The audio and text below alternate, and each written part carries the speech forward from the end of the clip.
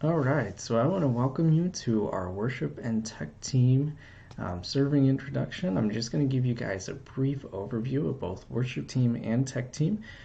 They do kind of correlate and overlap in some ways, but there are some differences. So we're just going to cover both of them at the same time. So if you're only interested in one, that's okay. I'm going to cover them both because it's still kind of a good idea to understand each of them and how they work with one another. So as we get started, we're going to start with worship team. So there are some simple ways that you can be involved. You can sing, you can play guitar, which is bass, electric, or acoustic. You can also play piano or synth and pads, which is very similar to piano. There's drums, and then we also have had a variety of concert instruments such as violin, cello, flute, etc. that have all been played as part of worship team before. For tech team, there's a couple different options. You can run our computer, which is our slides. So for anything from worship lyrics to videos to games, all that kind of stuff. Lights, which is a lot of our LED lights, our overhead lights, again, that comes into play with both worship and speaking and also some of our games. Sound, which again covers a whole host of things. It covers our worship, our teaching times, also a lot of our games we use sound for. And then finally, setup. And by that, what I mean is learning how to set up a stage and also how to tear down a stage. So here are some different ways that you can use your tech skills both in Ignite, both in other ministries, and then also in the future. So our games, like I said, they use a lot of our tech. So games like Pac-Man, Minute to Win It, Jeopardy, Family Feud, all use a host of tech things to run them. Ignite events, so we have things like the talent show, our retreats, different video slideshows we do that all require tech to accomplish. And then obviously many of you are familiar with our 82nd Street Theater. They need a lot of help with tech, so maybe you're not in a show, but you can use your tech skills to help run the shows, whether it's computer, lights, sound, all of those things again come into play. And then we always have opportunities at our Sunday morning services at Abundant Life Community Church to again run both computer and lights and also sound. And then finally, just speaking from experience, the skills I used as an individual in high school that was part of the tech team really have gone with me and have helped me throughout my life, just understanding different things, anything from being able to use the computer more effectively to sound to just being able to solve different problems. So it's definitely something that even if you only use it throughout high school and then don't need it, there's a host of opportunities in real life to be able to use some of the skills that you might learn as you spend time on the tech team. I want to spend a minute and kind of go over some of the requirements. For worship team, these requirements are pretty stringent. They're pretty tough because one of our things is we believe that as a person on the worship team, you are not just going up there to sing or to play, that really you are worshiping God and leading others in that. And so we are going to hold you to a higher standard. One, you have to make auditions. You have to audition. So we need to understand, we need to see what you're able to do.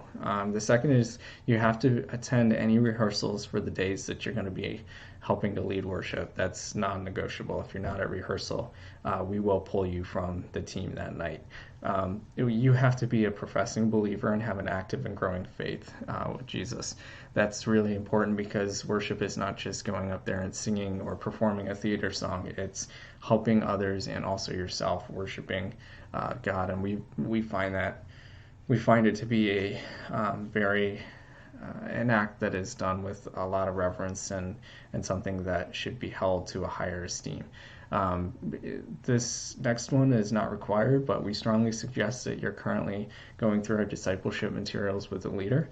And then finally, if you don't do that, at a minimum, you're going to be held accountable by a leader on the worship team who will be checking in with you weekly to make sure that you are growing, because we do find that to be a very important thing. Then moving over to the tech, this is a little bit less, but our biggest requirement is training. So before I put you on anything, we're going to do 2 hours of training to start whatever area you want to learn in, so that you can kind of get a handle on things and kind of start to see what it's going to take to be able to run different things.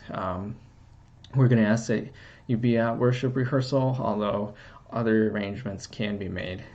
You're going to be asked to focus on one area of training. So if you want to do computer, you're going to just focus on that. Sound, just focus on that. Lights, again, just focus on that.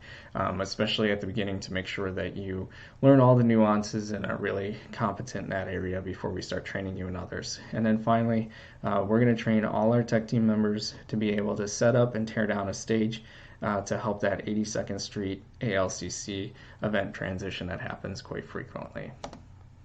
So how often do we meet? As a worship team right now, our goal as we come back together will be to have worship twice a month, although we do want that to become more frequent as the team grows. You're not going to be required to participate any more than you want.